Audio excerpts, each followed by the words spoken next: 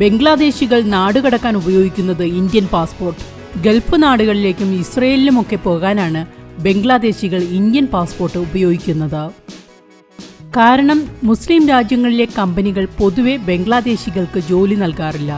അഥവാ ജോലി കൊടുത്താലും ഇന്ത്യക്കാർക്ക് നൽകുന്നതിൻ്റെ പകുതി ശമ്പളം പോലും ഇവർക്ക് നൽകാറില്ല. ഇതൊക്കെയാണ് ബംഗ്ലാദേശികളെ എങ്ങനെയെങ്കിലും ഇന്ത്യൻ പാസ്പോർട്ട് തരപ്പെടുത്താൻ പ്രേരിപ്പിക്കുന്നത്. ഇന്ത്യൻ പാസ്പോർട്ടുമായി വരുന്നതുകൊണ്ട് എയർപോർട്ടിൽ ഇവർ പെട്ടെന്ന് പിടിക്കപ്പെടാറില്ല. ചിലപ്പോൾ എമിഗ്രേഷൻ ഉദ്യോഗസ്ഥർക്ക് സംശയം തോന്നി കൂടുതൽ ചോദ്യം ചെയ്യുമ്പോഴാണ് കള്ളി വെളിച്ചത്താകുന്നത്. അതുമല്ലെങ്കിൽ ഇവർ ഏതെങ്കിലും ക്രിമിനൽ കേസിൽ വിദേശങ്ങളിൽ അറസ്റ്റ് ചെയ്യപ്പെടുമ്പോഴാണ് ഇവർ ബംഗ്ലാദേശികളാണെന്ന സത്യം വെളിയിൽ വരുന്നത്.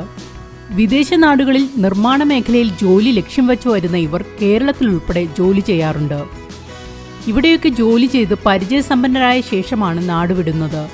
ഇന്ത്യൻ പാസ്പോർട്ട് ഉപയോഗിച്ച് ഇസ്രയേൽ ഉൾപ്പെടെയുള്ള രാജ്യങ്ങളിൽ കെയർ ടേക്കർ വിസ വരെ ഇവർ ഒപ്പിച്ചെടുത്തു എന്നുള്ളതാണ് വാസ്തവം. വിദേശങ്ങളിലേക്ക് കുടിയേറാനുള്ള ഉദ്ദേശത്തോടെ ഇന്ത്യയിലേക്ക് വരുന്ന ബംഗ്ലാദേശികൾ വ്യാജ passport, Aadhaar card, pan card, bank account, ATM card എന്നിവയൊക്കെ ഉണ്ടാക്കി അനധികൃതമായി അതിർത്തി കടക്കുന്നു.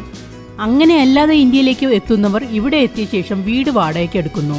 എന്നിട്ട് ഈ വാടക ചീട്ട് ഉപയോഗിച്ച് ആധാർ കാർഡ് സ്വന്തമാക്കും. അതിനുശേഷം ബാങ്ക് അക്കൗണ്ടും മറ്റു രേഖകളും മുറ പോലെ തരപ്പെടുത്തും. കഴിഞ്ഞ 2 വർഷത്തിനിടെ കൊച്ചി വിമാനത്താവളത്തിൽ നിന്ന് 15ഓളം ബംഗ്ലാദേശികളെയാണ് വ്യാജ പാസ്പോർട്ടുമായി പിടിച്ചത്. കഴിഞ്ഞ വർഷം 12ഓളം ബംഗ്ലാദേശികൾ തിരുവനന്തപുരം എയർപോർട്ട് വഴി ഇസ്രയേലിലേക്ക് കടന്നതായി കേന്ദ്ര ഏജൻസികൾ റിപ്പോർട്ട് ചെയ്യുന്നു.